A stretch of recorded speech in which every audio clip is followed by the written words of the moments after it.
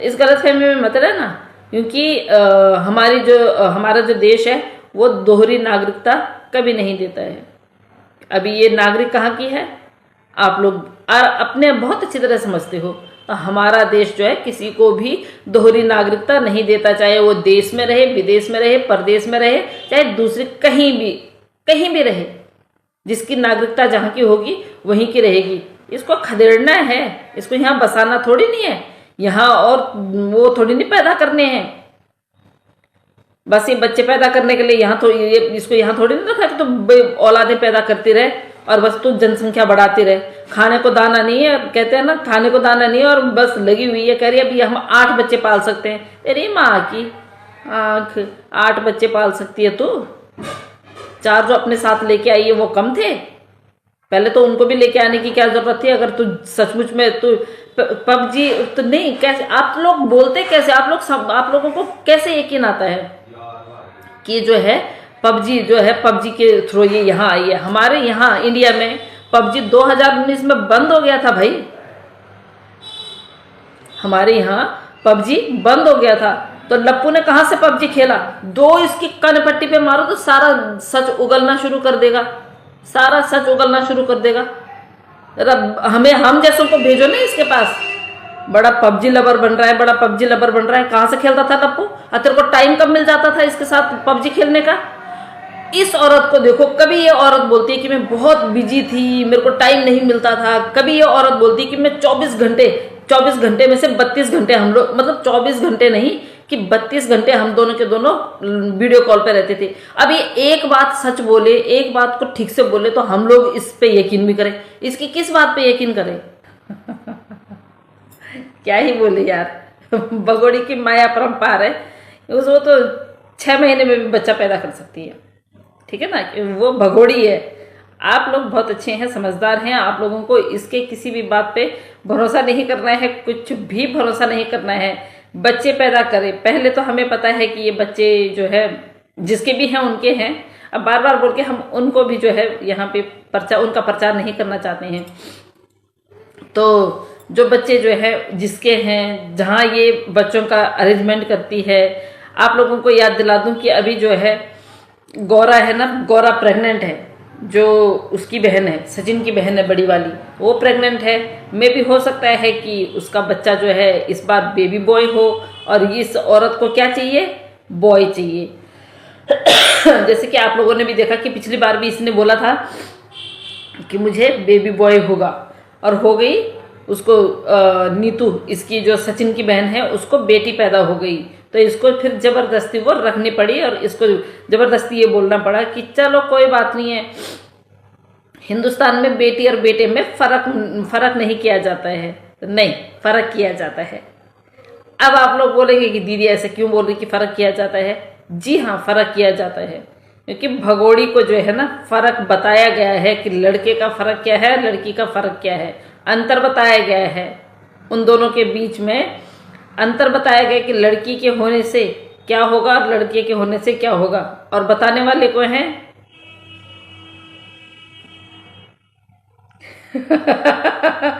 भैया जी। तो भैया जी शायद ये भूल गए हैं कि वो सुप्रीम कोर्ट के वकील हैं। इस तरह की गलत वो देंगे, शिक्षा देंगे, तो आगे जो आपके स्टूडेंट है, सर हमने सुना है कि 150 स्टूडेंट जो है आपके अंडर में जो है प्रैक्टिस कर रहे हैं। 150 स्टूडेंट जो है, हमने सुना कि है, आपने अपने मुंह से बोला है कि 150 स्टूडेंट मेरे अंडर में जो है मेरे शिष्य हैं, मेरे शागिर्द हैं, मेरे स्टूडेंट हैं। तो आपने बोला है, तो उन 150 लोगों को आप क्या सिखाएंगे?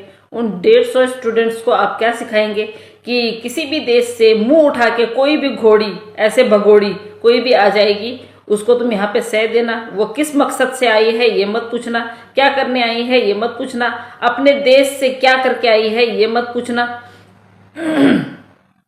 कितना गलत करके आई है ये मत पूछना, और सिर्फ उसका साथ देना, सिर्फ और सिर्फ किस लिए? कि सस्ती शोहरत मिल जाती है ऐसे लोगों को प्रमोट करने में।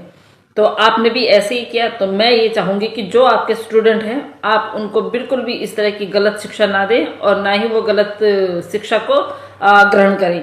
खैर, ये तो रही आपकी बात, आप पे तो बात होती रहेंगी डेली डेली, लेकिन मैं आज अपने बहन भाइयों से बात करना चाहती हूँ। तो प्लीज आप लोग जितने लोग हो, आप किसी चमची को, किसी उसको क्या बोलते हैं जेठानी को, किसी देवरानी को बिल्कुल ना सुने।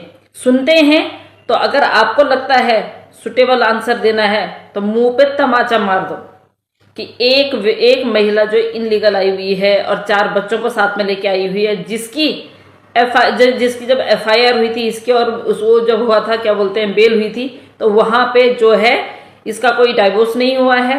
कान खोल के सुन लो आप लोग यार, मैं हमेशा बताती हूँ आप लोगों को, इसको यहाँ नागरिकता किसी भी कीमत में नहीं मिल सकती। ये यहाँ की नागरिक, ये अभी जो है अभी भी पाकिस्तान की नागरिक है। ये वहां की वोटर लिस्ट में ये इसका नाम है, ये वहां की रजिस्टर, जो खाता खतौनी हम लोग बोलते हैं ना, वहां के रजिस्टर में इसका नाम है, और कहीं नहीं है। उस हमारे यहाँ भगवान बोलते हैं, इनके यहाँ खुदा बोलते हैं, उस खुदा को पता है कि ये महिला जो है अभी भी पाकिस्तान की सिटीजन है, तो इसको यहाँ पे सिटीजनशिप कभी नहीं मिल सकती। और एक खैर अगर ये लीगल आई हुई होती और इसको जो है जाति धर्म के विवाद में जो है वहां से प्रताड़ित किया होता, ये यहाँ पे शरण लेती, तो शायद हम इसमें मान जाते कि हो सकता है कि 4 बेटियों के साथ में ये आई हुई है, तो 4 बेटियों को वहां पे शायद सताया जा रहा हो। लेकिन अपने ही मुल्क में जिस धर्म में ये थी, उस धर्म का जो मुल्क है, कैसे सता सकता है? अच्छा, ऐसे तो और भी महिलाएं हैं, एक बार गेट खोल देंगे तो सारी भाग जाएंगी। तो ये मतलब क्या संदेशा देना चाहती है कि हमारा मुल्क, वो तो संदेशा ये ऑलरेडी पहले दे चुकी है। तो इस जैसी बेगैरत औरत को, इस जैसी बेगैरत उनको जो इसके जो बोलते हैं कि इसको यहाँ पे वो मिल गई है, शरण मिल गई है। शरण ऐसे ही ना, शरण कोई प्रसाद नहीं है मंदिर का कि मंदिर में उसको क्या बोलते हैं भगवान जी को चढ़ा के आए और वापस हमें लिफाफा मिला और हमने किसी के भी हाथ में बांट दिया। शरण ऐसे नहीं होती है। शरण जब मिलती है ना तो पहले हर चीज देखा जाता है। शरण मिलने में भी इतनी जल्दी नहीं मिलती किसी को शरण।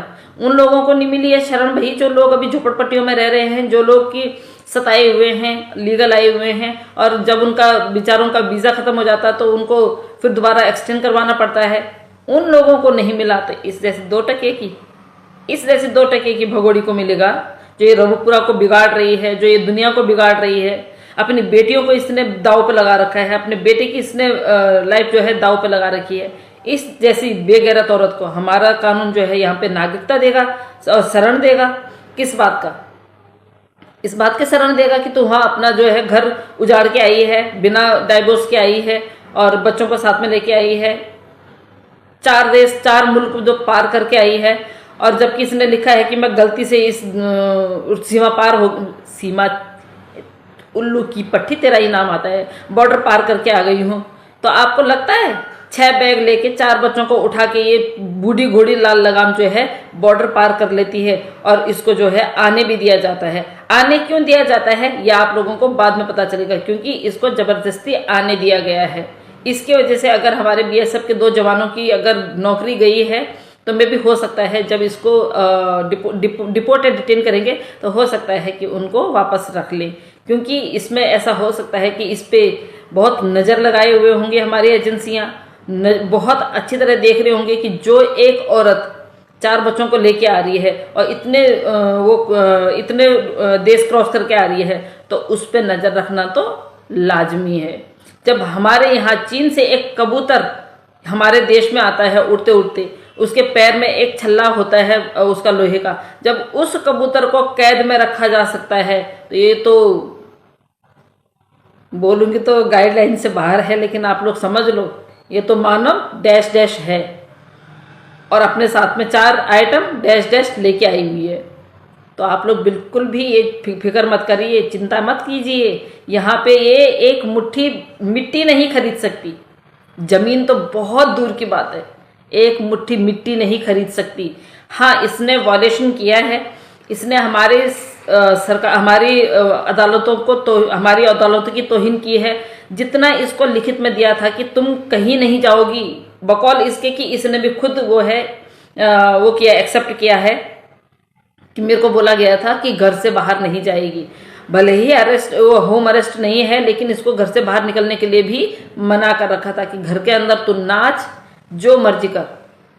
समझ रहे होंगे आप नाचने का मतलब।